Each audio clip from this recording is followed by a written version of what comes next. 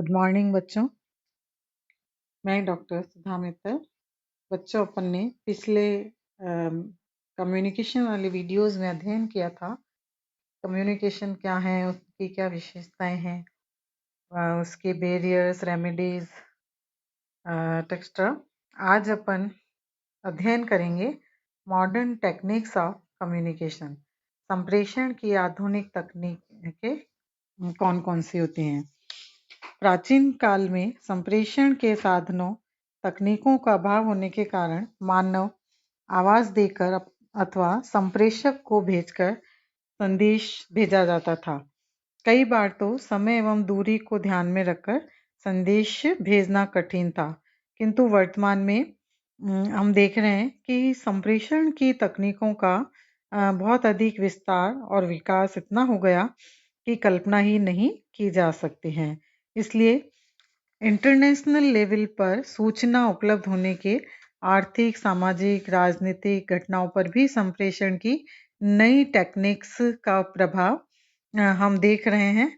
और in communication techniques के आधार पर सेकंड्स में सूचनाएं या संदेश इधर से उधर पहुंचाए जा सकते हैं। इस प्रकार की संप्रेषण की जो आधुनिक तकनीकें हैं वो निम्नलिखित हैं। जैसे फैक्स। फैक्स शब्द अंग्रेजी भाषा के फैसिमाइल से बना है।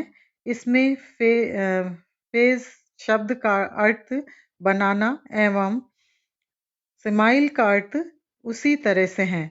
इस प्रकार शाब्दिक अर्थ मूल दस्तावेजों की फोटोग्राफी भेजने से है, किंतु विस्तृत रूप में मुद्रित हस्तलिखित संदेश या सूचना को टेलीफोन द्वारा एक स्थान से दूसरे स्थान पर मूल दस्तावेज की फोटोग्राफी भेजने को फैक्स के नाम से संबोधित किया जाता है।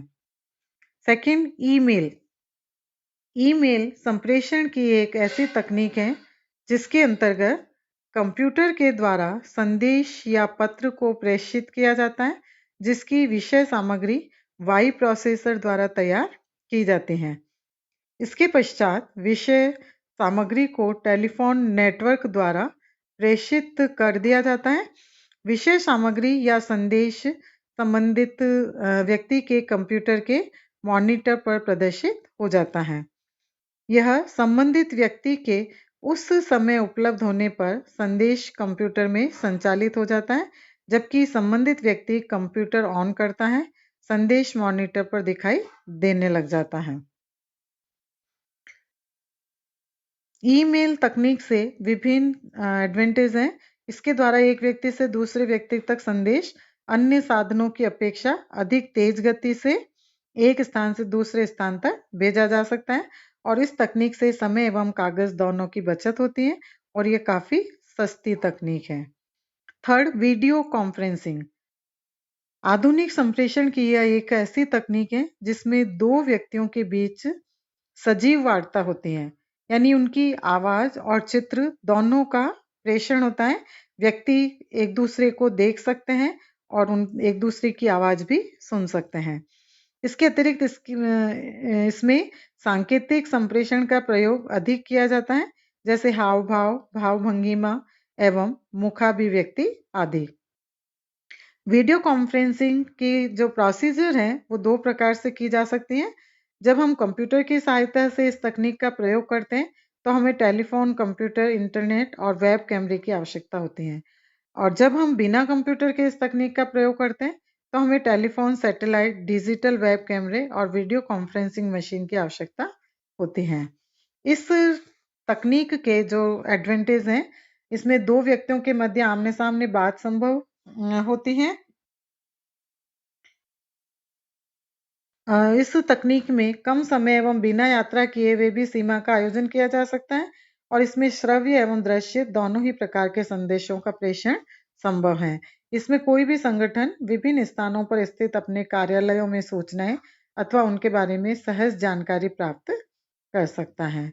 वीडियो कॉन्फ्रेंसिंग तकनीक छोटे एवं स्थानीय संगठनों के लिए अनुकूल नहीं है, क्योंकि यह महंगी है। फोर्थ है इंटरनेट।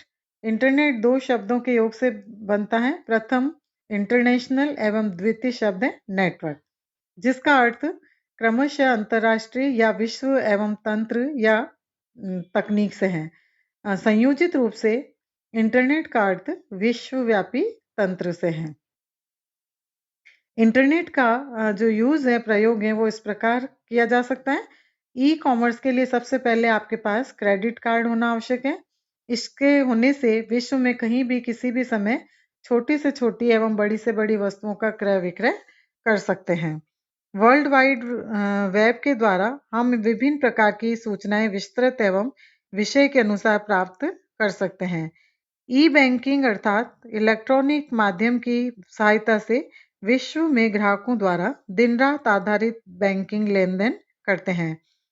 चैट रूम के माध्यम से वक्ता एवं श्रोता आपस में बातचीत के साथ साथ एक दूसरे को वेब कैमरे के द्वारा अपने अपने कंप्यूटर स्क्रीन पर देख भी सकते हैं। इंटरनेट ब्रांच एवं उनके मुख्यालयों द्वारा आपस में संदेश भेजने के लिए प्रयोग किया जाता है।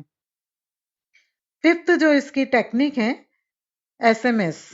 एसएमएस का पूरा जो नाम है वो है संक्षिप्त संदेश सेवा, शॉर्ट मैसेज सर्विस।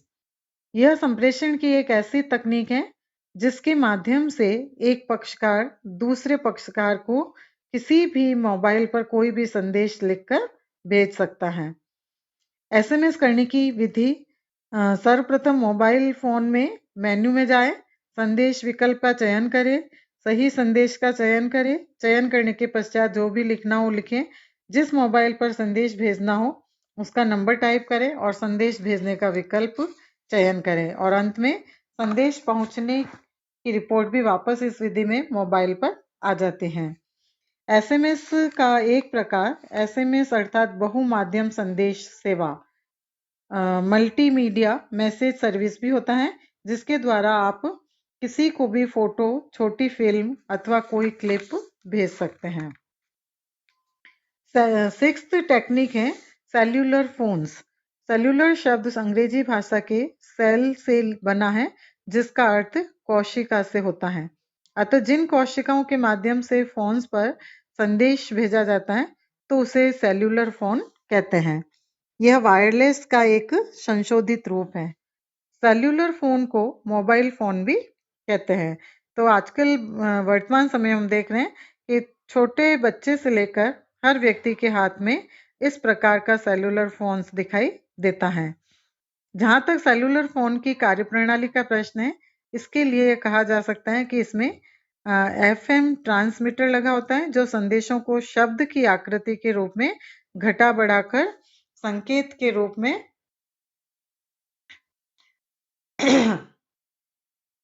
संकेत के रूप में प्रसारित करता है। इस यंत्र में एंटीना लगा होता है, इसलिए जैसे ही कोई संदेश आता है घंटी बजने लग जाती है और बटन दबाते ही इसका संपर्क अपने क्षेत्र के ट्रांसमीटर से जुड़ जाता है, जो रेडियो तरंगों के माध्यम से हम तक संदेश देता है। सेल्यूलर फोन्स के कुछ एडवांटेज हैं। यह एक छोटा सा यंत्र होता है जिसे आसानी से लाया ले जाया जा सकता है। सस्ता है क्योंकि इसमें केबल की आवश्यकता नहीं होती है। चूंकि हमारे पास ही होता है इसलिए किसी भी भाषा में संदेश प्राप्त किया जा सकता है और भेजा जा सकता है। और इस फोन पर प्राकृतिक आपदाओं का कोई प्रभाव नहीं होता है और इस फोन का परंपरागत टेलीफोन पर भी संदेश दिया जा सकता है और प्राप्त किया जा सकता है। लेकिन इसके कुछ डिसएडवांटेज भी हैं। इसके फोन नंबर याद करने में कठिनाई होती है। सेल्यूलर फोन यंत्र काफी महंगा होता है और इसके गुम होने का भय बना रहता है। सेवेंथ है वॉइस मैसेज सिस्टम।